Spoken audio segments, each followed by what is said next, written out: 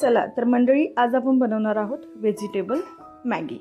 तर त्यासाठी मी इकडे एक पॅन गरम करून पॅनमध्ये मी 2 चमचे कुकिंग ऑइल चांगलं गरम करून घेतलेलं आहे। त्यानंतर पाव चमचा जिरे चांगले तडतडेपर्यंत भाजून घ्यायचे आहेत। इथे मी एक मीडियम साईजचा कांदा अगदी बारीक कट करून घेतलेला आहे। आता हा जो कांदा आहे तो आपल्याला अगदी लालसर होईपर्यंत भाजून घ्यायचा आहे। एक मीडियम साईजचा टोमॅटो, एक मीडियम साईजचा गाजर, एक शिमला मिरची आणि 3 ते 4 चमचे हिरवा फ्रेश वाटाणा मी इथे यूज केलेला आहे। पाव चमचा चिली फ्लेक्स यामध्ये मी घातलेले आहेत। आता हे ज्या सर्व वेजीज आहेत ते आपल्याला मीडियम गॅसवरती मस्त रोस्ट करून घ्यायचे आहेत। तर बऱ्याचदा असं होतं की लहान मुलं व्हेजिटेबल्स खायला अजिबात नको म्हणतात, तर त्यावेळेस आपण मॅगीमध्ये ह्या ज्या सर्व वेजीज आहेत त्या घालून आपण त्यांना देऊ शकतो।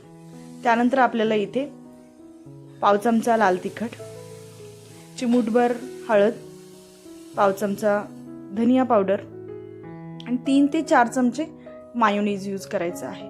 मायोनीज तुम्हाला जर आवडत नसेल तर स्किप केलं तरी चालेल।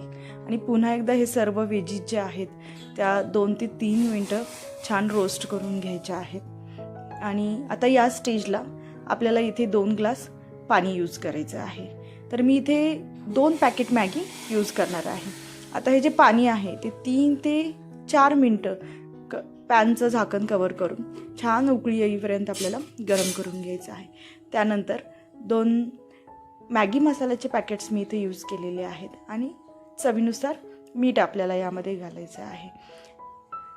तर इथे आपल्याला आता 2 मॅगी ज्या आहेत त्या आपल्याला इथे काढून घालायच्या आहेत। आता हे ज्या मॅगी आहेत त्या छान असे मिक्स करून घ्या सर्व वेजीजमध्ये आणि तुम्ही पाहू शकताय आहा हा मस्तच किती सुंदर अशी आपली व्हेजिटेबल मॅगी अगदी क्रीमी अशी बनून तयार आहे।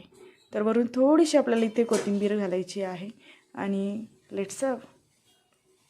तर खायलाही इतकी सुंदर लागते। चला तर मग तुम्हीही ट्राय करा आणि चॅनेलवर नवीन असेल तर सबस्क्राईब करायला अजिबात विसरू नका।